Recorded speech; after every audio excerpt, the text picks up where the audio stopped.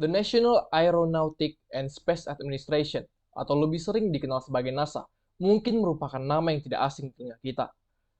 Badan independen dari pemerintah federal AS ini bertanggung jawab atas kegiatan yang berkaitan dengan luar angkasa sipil, penelitian aeronautika, dan penelitian luar angkasa.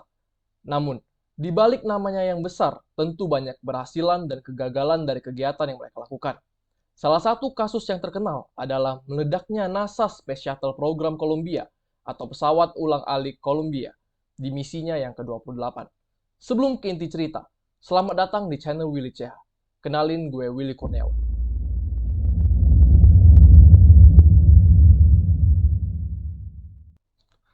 Sedikit menjelaskan lebih lanjut, Space Shuttle Columbia ini merupakan Space Shuttle Amerika Serikat pertama dan pengorbit NASA yang mana pengembangannya secara resmi dimulai sejak 1972. Space Shuttle yang dimiliki NASA sendiri ada Columbia, Challenger, Discovery, Atlantis, dan paling muda adalah Endeavour. Lalu, setelah kurang lebih 9 tahun, akhirnya diluncurkan Space Shuttle Columbia dengan kode pesawat NASA OV-102 pada 1981. Space Shuttle Columbia ini diluncurkan pada 12 April 1981 pada jam 12:03 dengan tempat peluncuran di John F. Kennedy Space Center, tepatnya dari Pad A Komplek Peluncuran 39 atau Kennedy LC-39A. Berbeda dengan roket, Space Shuttle dapat digunakan berulang kali dengan pesawat yang sejenis untuk melakukan misi. Nama Columbia sendiri dipilih karena berharap dapat menjadi kapal luar angkasa yang gagah dan berhasil dalam misi-misinya, seperti sebuah kapal Amerika pertama yang berhasil mengelilingi Pasifik Amerika Utara bagian atas dengan nama yang sama. Sebelum kita masuk lebih dalam, ada 3 istilah yang harus kalian ingat. Pertama, yaitu Space Shuttle Columbia itu sendiri. Yang kedua, Space Transportation System atau disingkat STS yang merupakan kode misi, biasanya ditulis STS dan angka. Yang ketiga, Insulation Foam atau penyusun lapisan luar shuttle space yang mana merupakan bagian dari thermal protection. Insulation foam sendiri dibuat mengelilingi bagian-bagian space shuttle. Jadi, suhu yang dihasilkan bahan bakar pesawat ini sangat rendah hingga dapat menyebabkan kebekuan pada badan pesawat. Sehingga dilapisi insulation foam berwarna putih untuk menutupi area di bagian atas pengorbit untuk memberikan pelindungan pada suhu di bawah 650 derajat Celcius. Selain itu, gesekan dengan atmosfer juga menyebabkan panas dengan suhu yang sangat tinggi, yang diatasi dengan insulation foam berwarna hitam. Space Shuttle Columbia ini dilengkapi oleh sayap, sistem kemudi, sistem pendorong, dan badan pesawat yang mana menjadi tempat para awaknya melakukan tugas mereka. Berbeda dengan pesawat terbang biasa, Space Shuttle memiliki rancangan badan dan mesin yang lebih kompleks, yang mana secara garis besar disusun oleh 3 sistem dasar. Pertama, ada tenaga pendorong awal. Nah, sistem ini adalah titik awal dari pusat peluncuran yang bentuknya adalah 2 roket padat. Lalu, yang kedua adalah sistem penyuplai mesin utama yang berasal dari tangki luar. Ketiga, ada tempat tinggal serta tempat bekerja para awak selama melakukan perjalanan STS, yaitu bernama orbiter. Lebih lengkapnya untuk orbiter, yaitu sebagai inti dari Space Shuttle yang mana mirip sama pesawat terbang. Isinya ada dek tempat awak tinggal sama alat-alat navigasi dengan mesin utama yang diletakkan di belakang orbiter. Orbiter ini juga yang akan balik ke bumi dengan para awak setelah menyelesaikan misi. Untuk 2 roket padat ini berfungsi sebagai daya dorong Space Shuttle saat ia mencapai ketinggian 45 km dari permukaan bumi dengan daya dorong sebesar 2.650.000 pon yang akan dilepaskan dari orbiter. Tangki eksternal sendiri berfungsi untuk mensuplai bahan bakar ke mesin utama yang mana saat 2 roket padat ini dilepaskan di ketinggian 45 km, mesin utama kan bakal hidup tuh. Nah, bahan bakarnya ini dari tangki eksternal. Tangki eksternal juga akan dilepaskan dan jatuh ke lautan, yaitu pada ketinggian 113 km. Untuk pembagian dek, di bagian atas itu ruang kendali, jadi tempat Space Shuttle dikendalikan. Kalau bagian bawah itu area tempat tinggal. Ada kayak dapur, tempat tidur, dan semacamnya. Dek ketiga sendiri itu ruangan pengendali juga, tapi untuk pengendali lingkungan selama di luar angkasa. Kembali ke Space Shuttle Columbia. Jadi, peluncuran pertama itu untuk misi STS-1 di tahun 1981 Tujuan misi STS-1 ini sendiri adalah untuk menguji terbang pesawat luar angkasa baru. Kenapa Space Shuttle ini dibuat? Juga sebenarnya untuk menggantikan sistem peluncuran yang sebelumnya, di mana sistem dapat dibuang, contohnya Atlas, Delta, serta Angkatan Udara Titan dan Ariane.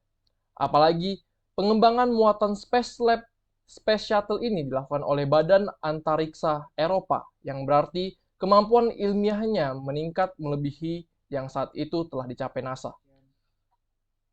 ST-1 sendiri berlangsung dari tanggal 12 April sampai 14 April 1981 dengan total durasi misi selama 2 hari 6 jam 20 menit dan 53 detik dan 2 awak yaitu John Wei-yong dan Robert L. Crippen. Tujuan utama seperti yang dijelaskan sebelumnya adalah peluncuran dan pendaratan yang aman bagi awak dan Space Shuttle itu sendiri dengan muatan yang dibawa adalah paket Development Flight Instrumentation. Paket DFI ini memiliki muatan sensor dan alat ukur untuk mengukur kemampuan di Space Shuttle ini. Kemudian, pada 12 November 1981, STS-2 dilakukan untuk menguji beberapa hal. Pertama, ada Shuttle Imaging Radar A atau SIRA, yang mana merupakan bagian dari muatan NASA Office of Space and Terrestrial Application atau OSTA-1. Berikutnya, ada eksperimen juga yang dilakukan, seperti Canadarm atau lengan robot Space Shuttle. Durasi misi adalah selama 2 hari, 6 jam 13 menit dan 12 detik, dengan 2 awak, sama seperti sebelumnya. Misi ini dilakukan dengan berhasil, yang mana hasil dari pengujian menunjukkan bahwa beberapa instrumen remote sensing dan penginderaan terhadap kualitas lingkungan serta kondisi cuaca beroperasi dengan baik. Canadarm yang merupakan bagian dari eksperimen juga berhasil dioperasikan. Walaupun sempat terkendala kerusakan di bagian yang berdampak pada penghasil listrik dan air hingga durasi misi dikurangi dari 5 hari menjadi 2 hari. Namun dibayar dengan tercapainya misi pengujian sistem manuver orbital dan beberapa penyesuaian orbit. Setelah STS-1 dan STS-2, ada perbedaan dari komponen penyusun Space Shuttle. Ada yang tahu? Jadi, di STS-3, Space Shuttle Columbia tidak lagi menggunakan tangki eksternal berwarna putih, yang mana bertujuan untuk mengurangi beban Space Shuttle seberat 272 kg. Dengan tidak dicat ternyata berpengaruh cukup besar untuk beban yang dibawa. Pada STS-3 yang dilakukan pada tanggal 22 Maret 1982, dilakukan pengujian termal pada ekor, hidung, dan bagian atas dengan menghadap ke arah matahari, dengan total durasi misi 8 hari, 4 menit, 46 detik. Lalu, STS-4 diluncurkan pada 27 Juni 1982 dan menjadi misi pertama dengan peluncuran Space Shuttle tepat pada jadwalnya. Durasi misi adalah 7 hari, 1 jam 9 menit, dan 31 detik. Dengan misi melakukan eksperimen medis pada diri sendiri untuk 2 proyek mahasiswa. Pengoperasian lengan manipulator jarak jauh untuk mengayunkan IECM di sekitar pengorbit serta mengambil foto aktivitas petir di atmosfer bumi. STS-4 ini juga menjadi yang terakhir untuk penerbangan uji coba serta penerbangan Space Shuttle terakhir yang membawa 2 awak pesawat. Sebenarnya, sampai sini berarti kita tahu nih, kalau Space Shuttle Columbia ini sudah melewati berbagai uji coba terbang dan uji pengukuran yang layak di masanya, dengan total peluncuran 4 penerbangan uji coba sebelum penerbangan untuk peluncuran satelit pada STS-5. Jadi, kalau disimpulkan, seluruh penerbangannya adalah sebagai berikut.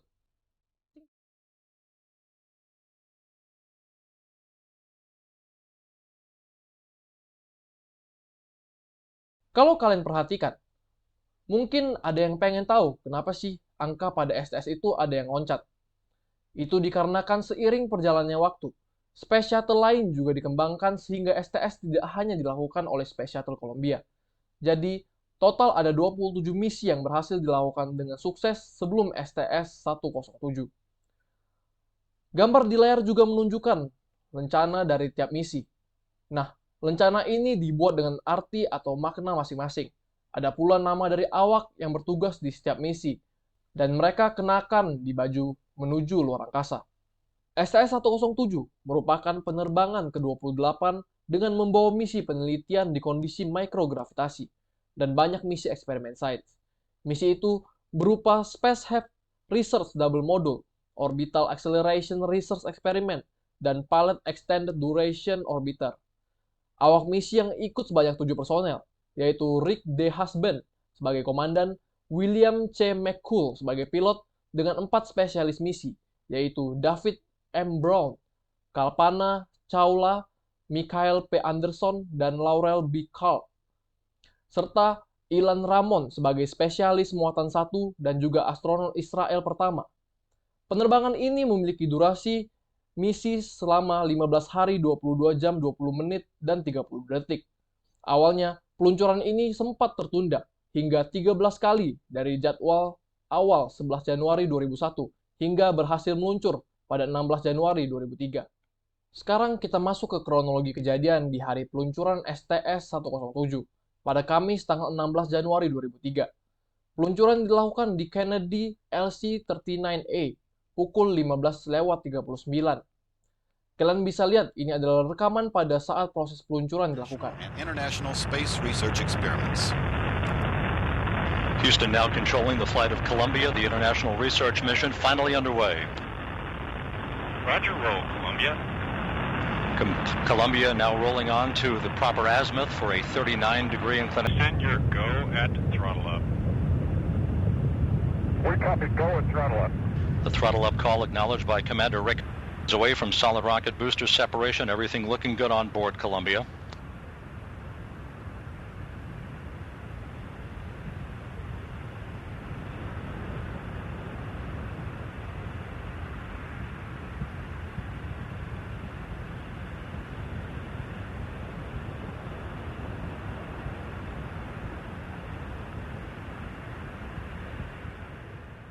Pukul 10.38 AM waktu Amerika setempat, mulai dilakukan hitungan mundur 1 menit dan pada 10:39 Space Shuttle diluncurkan. Pada ketinggian 43 km, booster pun dilepaskan dan mesin utama mulai disuplai oleh tangki eksternal. Sekitar 9 menit kemudian, Space Shuttle Columbia pun memasuki luar angkasa. Di luar angkasa ini, selama berhari-hari para awak misi melakukan misi yang telah dibawa. Waktu yang terbatas membuat mereka harus bekerja dengan cepat. Nah, awal misi dilakukan dengan lancar, baik peluncuran maupun pengerjaan eksperimen. Space Shuttle Columbia juga tiba dengan aman di luar angkasa. Ya, cukup lancar lah. Namun, sayangnya, di hari seharusnya Space Shuttle Columbia ini kembali, sebuah insiden yang menyedihkan terjadi. Hari itu, tanggal 1 Februari 2003, pada pukul 8 waktu Amerika, Kepala Shift Boarding MCC, Leroy Ken melakukan survei pada operator shift yang mana setiap orangnya memberikan persetujuan Space Shuttle Columbia untuk di-orbiting. Karena perakiraan cuaca dan sistem beroperasi dengan normal. De-orbiting adalah proses keluar dari orbit dengan sengaja untuk memasuki fase penurunan atau proses kembali ke bumi. Setelah mendapatkan lampu hijau, Space Shuttle Columbia pun bersiap untuk kembali ke bumi setelah 2 minggu lebih berada di luar angkasa pada pukul 8:10 menit. 5 menit kemudian, pada pukul 8:15:30, pesawat ini perlahan-lahan mulai menembus lapisan atmosfer bumi. Pada pukul 8:44:09, pesawat ini mencapai titik masuk bersyarat ke lapisan atmosfer yang cukup padat. Secara konvensional, Space Shuttle dianggap telah masuk ketika mencapai ketinggian 120 km.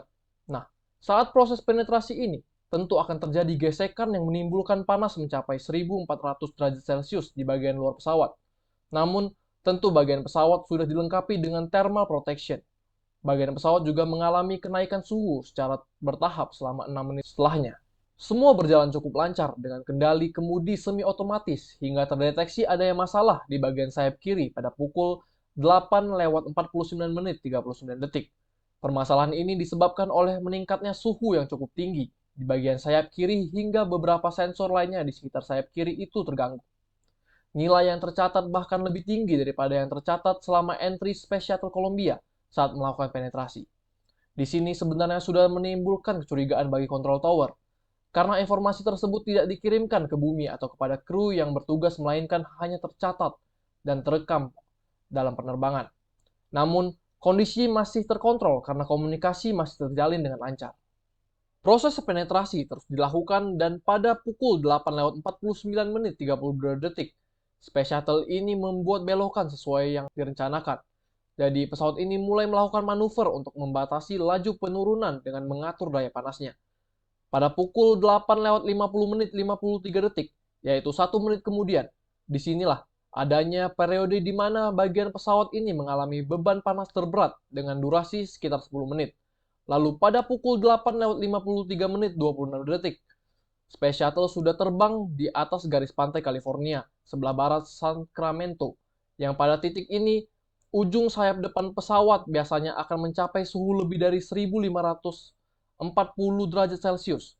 Namun, 20 detik kemudian, pada pukul 8:53 detik, ditemukan bahwa ada jejak puing-puing yang jatuh. Pada detik ini juga, tim pengamat yang di bumi itu mencatat adanya peningkatan kecerahan pancaran yang tidak normal dan pelepasan listrik yang kuat pada Space Shuttle yang terjadi kurang lebih 4 kali. Tak lama setelahnya, pada pukul 8:54 detik dari bumi, Jeff Kling dari MMACS itu melaporkan bahwa 4 sensor hidrolik pada sayap kiri mulai terganggu dan tidak berfungsi dengan baik, yaitu menunjukkan nilai jauh di bawah batas sensitivitas atau di luar skala minimum.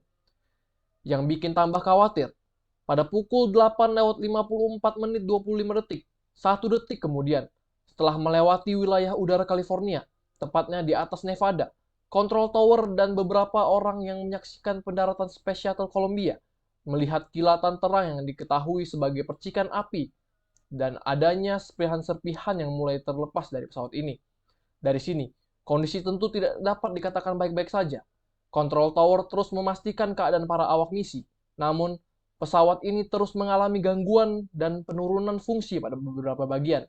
Beberapa waktu kemudian, pada pukul 8:58 detik, saat melewati perbatasan negara New Mexico dan Texas, ada salah satu ubin pelindung panas yang terlepas dari Space Shuttle yang kemudian ditemukan di sebuah ladang di Texas. Hingga akhirnya pada pukul 8:58 detik, diketahui bahwa landing gear, thermal sensor pada bagian kiri, dan sensor pengecek tekanan ban mengalami penurunan hingga menunjukkan angka yang terlalu rendah. Kondisi semakin mengkhawatirkan karena penurunan ini pastinya membahayakan. Komunikasi pun terus dilakukan. Lagi-lagi, ada laporan mengkhawatirkan, yaitu MMACS melaporkan kalau tekanan di kedua ban roda pendarat bagian kiri itu tidak terdeteksi di pukul 8:59 detik. Di detik ini juga, ada pesan dari pesawat ke tim kontrol penerbangan, tapi tidak terbaca. Sebenarnya, sampai pukul 8:59 detik ini pun komunikasi masih tersambung.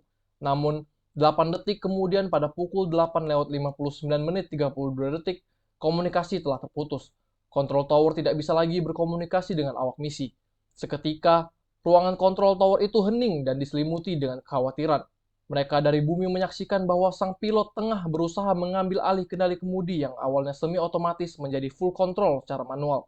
Dari sini, Mission Management Team dari Control Tower hanya bisa menyaksikan hingga pada pukul 9:25 detik. Serpihan mulai semakin banyak yang terlepas dari bagian pesawat dan api semakin terlihat. 16 detik kemudian, Space Shuttle Columbia semakin terpecah dan terbakar hingga tepat pada pukul 9:03, suara ledakan terdengar dan Space Shuttle Columbia meledak dengan suara yang keras menjadi serpihan-serpihan di atas langit Texas. Melihat keadaan ini, komunikasi yang telah terputus dan dipastikan bahwa tidak ada lagi harapan, sang kepala dari Mission Management Team yang bertugas saat itu, Leroy E. Chain, mengeluarkan kalimat "Lock the door" pada pukul 9:12 detik, yang secara tidak langsung menunjukkan loss of hope dari Space Shuttle Columbia. Tentu ini adalah pukulan yang berat setelah Challenger disaster pada 28 Januari 1986 silam. Lock the door sendiri adalah kode yang bertujuan untuk mengamankan kontrol misi. Jadi, kalimat ini menjadi tanda bahwa tidak ada seorang pun yang dapat meninggalkan Control Tower sampai seluruh data dari laporan digital maupun tertulis serta data di komputer berhasil ditransfer serta disimpan seluruhnya. No phone call and no transmission outside the room. Data laporan ini juga termaksud seluruh hal yang didengar, dilihat, dan dilakukan di Control Tower, sehingga tim penyidik dapat memeriksa dengan menyeluruh apa penyebab dari tragedi hari itu. Setelah penyelidikan hari itu, tepat pada pukul 1 siang, NASA resmi mengumumkan bahwa Space Shuttle Columbia meledak. Lalu pada pukul 14:04, Presiden Amerika yang menjabat saat itu, Presiden George W. Bush, muncul di televisi nasional yang membicarakan tentang kesedihan akibat bencana ini. Salah satu kalimatnya adalah, "The Colombian is lost. There are no survivor." Tim penyelidikan, yaitu Colombian Accident Investigation Board, pun dibentuk untuk mencari penyebab dari bencana ini. Kemudian diketahui bahwa asal dari Colombian disaster adalah sebuah busa yang terlepas saat proses peluncuran. Mungkin beberapa di antara kalian ada yang sadar waktu video peluncuran di awal tadi. Finally underway. Roger, roll, Columbia. Columbia now rolling on to the proper azimuth for a 39-degree inclination to orbit. Shuttle in a heads-down, wings level position for the 8.5-minute ride to orbit. 82 seconds into the launch, a foam strike is seen on the left wing. Setelah lepas landas, ada sepotong busa dari bipod kiri tangki eksternal, yaitu bagian dari insulation foam yang terlepas. Potongan ini berukuran panjang 21 hingga 27 inci, atau setara dengan 53 hingga 69 cm, dan lebar 12 hingga 18 inci, atau setara dengan 30 hingga 46 cm, dengan massa kurang lebih 770 gram. Per detik ke 81,9, insulation foam itu menabrak panel reinforce karbon-karbon di sayap kiri Space Shuttle Columbia dengan kecepatan relatif 625 hingga 840 kaki per detik, atau setara dengan 686 hingga 922 km per jam. Awalnya, tim NASA di bumi menyadari adanya kondisi ini dan melakukan simulasi pada mesin. Nah, hasilnya ternyata aman dan tidak menimbulkan damage yang fatal. Sebelumnya, ternyata juga pernah terjadi sebanyak 2 kali dan pesawat kembali dengan selamat. Jadi tidak ada kekhawatiran dari insulation foam tersebut. Namun, saat dilakukan percobaan di bumi dengan nyata, seperti di video ini, insulation foam tersebut mampu melubangi dinding sayap kiri yang ditabrak. Tahu nggak kenapa? Karena dengan massa 770 gram yang cukup ringan dibandingkan dengan ukuran dinding sayap kiri, dikalikan dengan kecepatan tinggi saat peluncuran sehingga menghasilkan gaya yang besar. Gaya inilah yang kemudian memberikan hantaman ke sayap kiri hingga menyebabkan lubang. Di luar angkasa, mungkin keadaan ini masih terkendali, tapi saat penetrasi ke bumi, ada lapisan-lapisan atmosfer yang harus dilewati. Seperti yang disebutkan sebelumnya, gesekan ini menghasilkan panas yang sangat tinggi. Dengan kondisi normal, thermal protection system dari Space Shuttle mungkin dapat mengatasinya, tapi tidak dengan kondisi berlubang. Kondisi ini menyebabkan damage pada thermal protection system, dan kondisi ini juga yang menyebabkan bencana itu terjadi. Ledakannya Space Shuttle Columbia, sampai informasi terakhir yang diketahui, puing-puing yang ditemukan mencapai sekitar 83.900 keping, dan berat sekitar 38.500 kg, yang mana jika dibandingkan dengan berat awal adalah sekitar 38%. Terlepas dari Colombian disaster ini, para awak misi yang menjalankan misi STS-107 ini berhasil melakukan eksperimen yang mereka bawa. Beberapa eksperimen yang dilakukan adalah pengambilan video untuk mempelajari debu atmosfer yang diduga sebagai bukti ditemukan fenomena di atmosfer, yaitu transient ionospheric glow emission in red, atau dijuluki sebagai TIGER. Diketahui data-data eksperimen ini sebagian besar ditransmisikan selama penerbangan STS-107. Beberapa misi juga berhasil dilakukan meskipun eksperimennya hancur bersama dengan hancurnya Space Shuttle Columbia saat penetrasi atmosfer. Namun beberapa percobaannya ternyata berhasil ditemukan dengan selamat di bumi. Mungkin ada dari kalian yang bertanya-tanya, kenapa masih ada yang mau keluar angkasa dan melakukan misi yang berbahaya? Kalau kalian sadar, dari misi-misi berbahaya yang dilakukan ini, banyak teknologi dan pengetahuan yang sangat membantu manusia hingga saat ini. Akan selalu ada bayaran yang besar untuk hasil yang besar. Segitu aja bahasan kita kali ini. Buat kalian yang punya dan ingin cerita horor atau misteri kalian gue ceritain, boleh kirim ke email di bawah ini. Jangan lupa like, comment, share, dan subscribe. Gue Willy Kurniawan, adios.